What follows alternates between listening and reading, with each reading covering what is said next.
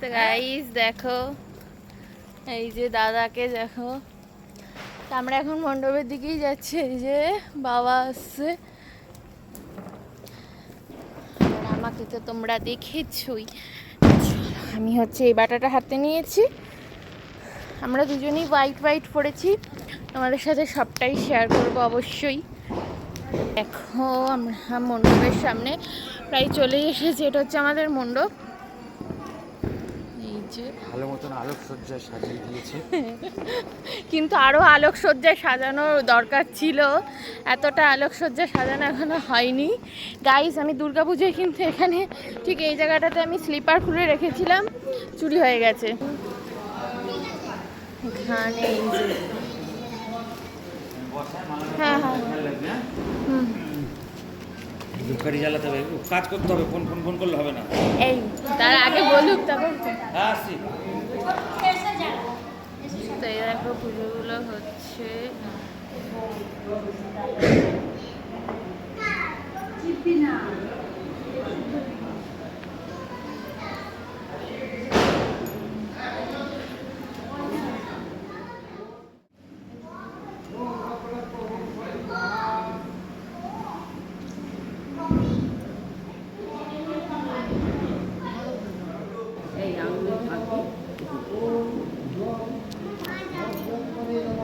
মা জানে বলেই তো করছে।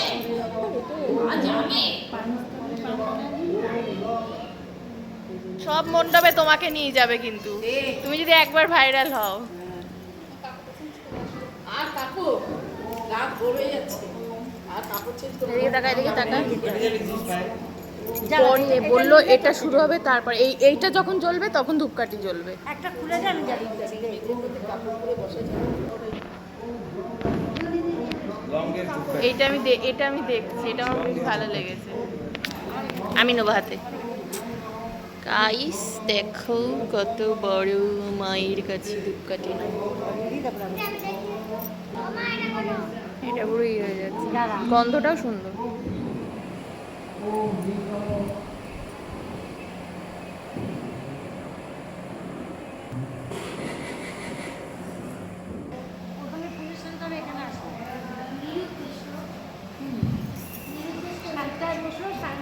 আমার ছবি আসছে না। তোর ছবি আমি বেশি নিয়েছি, ক্যামেরাতে আমি নেই। গাইস দেখো, যজ্ঞটা হবে যখন আমি দেখাবো, ঠিক আছে? মনে হচ্ছে না ওই পুরোহিত।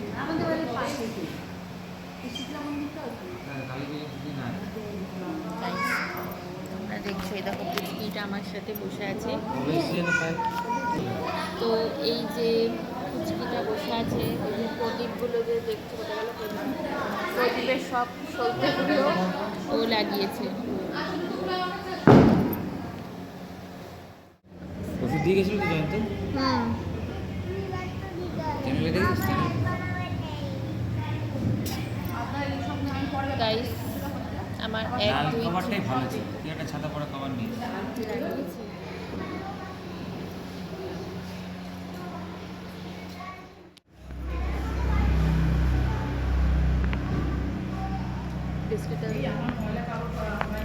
দাদাকে পুরো সাউথ ইন্ডিয়ান টাইপের লাগছে না? পুরো সাউথ ইন্ডিয়ান স্টাইলের ধুতি, আর পরেওছে এরকম, সেজেওছে এরকম, মনে হচ্ছে কি এটা সেকেন্ড পুরোহিত। বেশ ভালো লাগছে দেখতে, কি বলো বন্ধুরা? তোমরাও কমেন্টে বলো দাদাকে কেমন লাগছে। এই দেখো, আমরা যে বেলপাতার মালাটা নিয়ে গেছিলাম, সেটা মায়ের গলায় দাদা পরাচ্ছে। মানে মানে ঠিক এত সুন্দর লাগছে, এত সুন্দর লাগছে। লাস্টে পুরোহিত বললো এটা অনেকটা বড়, তো দাও আমি ভালো করে পরিয়ে দিচ্ছি। দাদা জাস্ট ছুঁয়েছিল, মায়ের গলায় পুরোহিত পরিয়েছে, খুব ভালো লাগছে। আর মাকে এত মিষ্টি লাগছে দেখতে, কি বলবো। এত টায়ার্ড হয়ে পড়েছিল, তো ঘুমিয়েই পড়েছিল। দেখো পুরো বেবি ডলের মতন দেখতে। গাইস দেখো পুরো সারাদিন এত ইনি খাটাখাটনি করেছে যে ইনি ঘুমিয়েই পড়েছে। তো আমরাও একটু বসেছিলাম, আমরাও একটু মজা করার জন্য জাস্ট একটা ছোট্ট ক্লিপ নিয়েছি। বাট ইনি খুবই ভালো মানুষ, ভীষণই ভালো মানুষ, আর সবার সাথে খুব ভালোভাবে কথা বলে। আমার খুব ভালো লাগে এনাকে। আর পুজোর কাজ খুব অ্যাক্টিভভাবে করে। যজ্ঞ হবে তখনই আগুন দিবে। আচ্ছা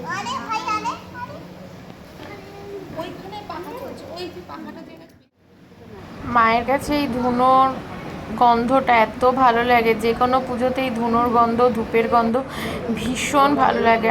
আর এই মোমবাতিটা এত সুন্দরভাবে জ্বলছে যে আমি এটা ভিডিও না করলে পারলাম না। মানে এত ভালো লাগছে, মাকে লাল ফুলের মালা দিয়ে যেরকমই রাঙিয়ে দেওয়া হয়েছে, প্লাস এই লাল মোমবাতি, মানে সারা ঘরটা না বেশ একটা লাল লাল ব্যাপার।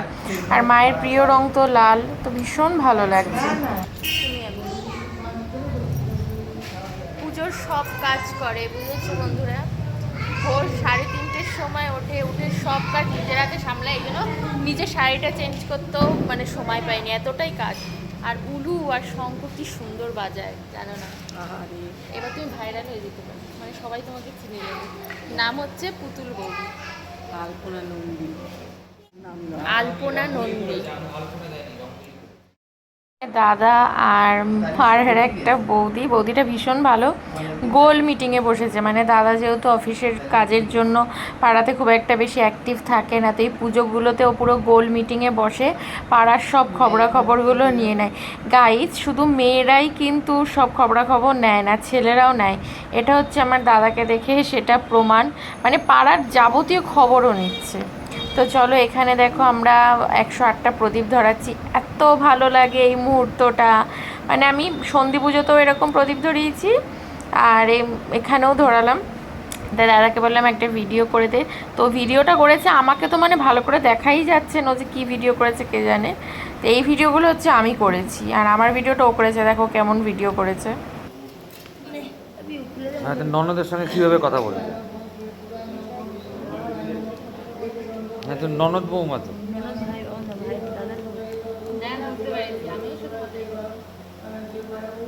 আমি আমার থেকে ছোট, তো আমার কোনো সময়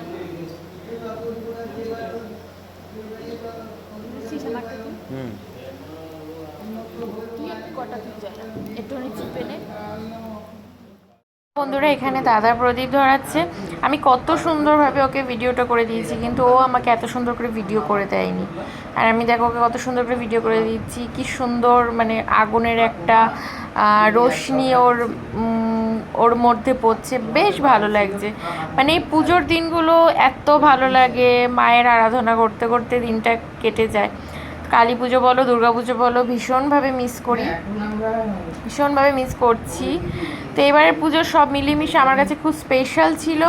কেন স্পেশাল ছিল অবশ্যই তোমাদের সাথে আমি অন্য একটা ভিডিওতে অবশ্যই শেয়ার করব। তো আমি আবারও thank you Facebook, thank you Meta বলতে চাই, এত সুন্দর মুহূর্তগুলো আমাদের শেয়ার করার সুযোগ করে দেওয়ার জন্য। আর আমি কালকে একটা ভিডিও তোমাদের সাথে শেয়ার করব, আমার নিজের কিছু কথা এবং নিজের কিছু একটা কথা আমি তোমাদের সাথে শেয়ার করব। তো এখানে অঞ্জলির পর্ব চলছে, অঞ্জলি দিচ্ছি। তখন কটা বাজে?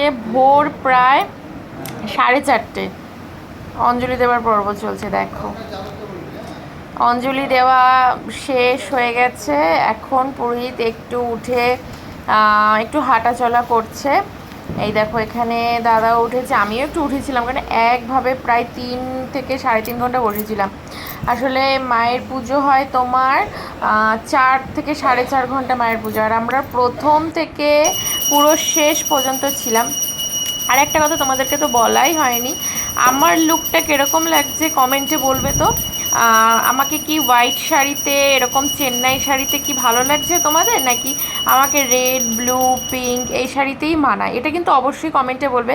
কারণ তোমরা যদি বলো যে হোয়াইট শাড়িতেই ভালো লাগছে, তাহলে প্রত্যেক বছর কালী পুজোর টাইমে আমি এরকমভাবেই শাড়ি পরে পুজো দেবো। আর যদি বলো যে না দিদি ভাই এটা ভালো লাগছে না, তাহলে আমি অন্য কালার শাড়ি পরবো। তোমরা আমাকে অবশ্যই বলবে। আর এখানে দেখো মায়ের আরতি চলছে। আমি মায়ের কাছে প্রার্থনা করি, যে সকল ফেসবুক বন্ধুরা আছো, আমার আত্মীয় স্বজন আছো, যারা আমার শুভাকাঙ্ক্ষী আছো, তাদের সবাইকে তুমি মা খুব ভালো রাখো, সুস্থ রাখো, সবার মনের আশা যেন পূর্ণ হয়। ফেসবুকে যেন আমরা সবাই একসাথে হাতে হাত ধরে কাজ করে যেতে পারি, অনেক সুন্দর সুন্দর কাজ আমরা ফেসবুক আর মেটাকে উপহার দিতে পারি, অনেক ভালো ভালো অ্যাক্টিভিটি আমরা ফেসবুক আর মেটাকে উপহার দিতে পারি। আর ফেসবুক আর মেটার কাছে আমি সত্যি অনেক কৃতজ্ঞ এত ভালো একটা প্ল্যাটফর্ম দেওয়ার জন্য। এই যে আরতিটা চলছে, এই আরতির তাপ আমি তোমাদের সবার উদ্দেশ্যে দিচ্ছি, যাতে করে তোমরা খুব ভালো থাকো, নিজেদের সব স্বপ্ন তোমাদের পূর্ণ হোক, এটাই আমি চাই, আর মন থেকে আমি কথাটা বললাম।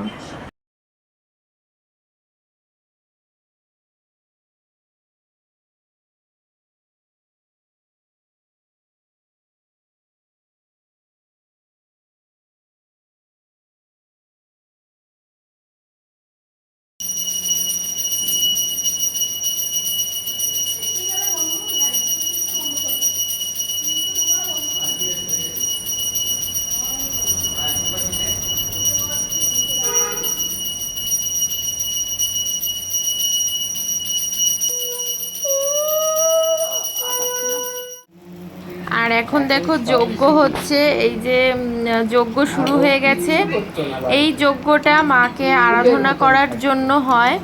তো এখানে আমাদের পুরোহিত ভীষণ ভালোভাবে পুজো করেছে। মায়ের পুজো করতে মিনিমাম 4.5 থেকে 5 ঘন্টা টাইম লাগে, একদম প্রপার টাইম ধরে নিয়ম মেনে পুজো করেছে। এখনকার অনেক ব্রাহ্মণ হয় যে পাড়ার পুজো বলে, বারোয়ারি পুজো বলে কোনো মতে করে দিল, হয়ে গেল, কিন্তু আমাদের এই পুরোহিত খুব সুন্দর পুজো করেছে। আমার তো পার্সোনালি খুব ভালো লেগেছে, ভীষণ ভালো লেগেছে। আর এখানে আমরা সবাই যজ্ঞের সামনে বসেছিলাম। আমি আবারও বলছি, তোমাদের সব স্বপ্ন যেন পূর্ণ হয় আমার প্রিয় বন্ধুরা, সব স্বপ্ন আশা তোমাদের পূর্ণ হোক। সবাই মা বাবাকে নিয়ে খুব ভালো থাকবে, সুস্থ থাকবে। আর আমি বলবো সবাই মা বাবার কথা শুনে চলবে, তাতে তোমাদের জীবনে অনেক ভালো হবে, অনেক উন্নতির পথে তোমরা এগোবে, অনেক উঁচু সিঁড়িতে তোমরা এগোবে। এইখানে দাদাও বসেছিল, মানে ঘি দিচ্ছিল। পুরোহিত মশাই তখন যজ্ঞের অন্য একটা কাজ করছিলেন, তো দাদা এখানে ঘি দিচ্ছিল, বেশ ভালো লাগছিলো। আর দাদা এই কাজগুলো করে বেশ ভালো জানে, বরঞ্চ আমি জানি না। তো আমাকে বলছিল তুই এভাবে কর ওভাবে কর, তা আমি দাদাটা দেখে করছিলাম। আর আমার দাদা ভীষণই মায়ের ভক্ত, মা কালীর ভক্ত ভীষণ। তো এই দেখো ঘি দিচ্ছে, আর বেশ ভালো লাগছে, ওকে একটু বেশ চেন্নাই টাইপের লাগছে। তোমরা কিন্তু এখনও আমাকে কমেন্টে বললে না যে আমাকে কেমন লাগছে, অবশ্যই কিন্তু কমেন্টে বলো প্রিয় বন্ধুরা আমার। তোমরা যদি বলো যে দিদিভাই এই শাড়িতে ভালো লাগছে, তাহলে আমি প্রত্যেক বছর এই শাড়িতে পুজো দেবো। আর যদি বলো না দিদিভাই অন্য কালার পরো, তাহলে আমি অন্য কালার পরে পুজো দেবো, ঠিক আছে? তো এখানে যজ্ঞ অলমোস্ট কমপ্লিট হয়ে গেছে। তো আজকে আমার ব্লগটা কেমন লাগলো অবশ্যই কমেন্টে বলবে। আর জানো আমি এতক্ষণ যে জেগে আছি, আমার কোনো রকম ঘুম কিচ্ছু পাইনি, সবই মায়ের আশীর্বাদে, তোমাদের ভালোবাসায়। তো আজকে আমার ব্লগ এইটুকুই। সবাই খুব ভালো থাকবে, সুস্থ থাকবে, টাটা বাই।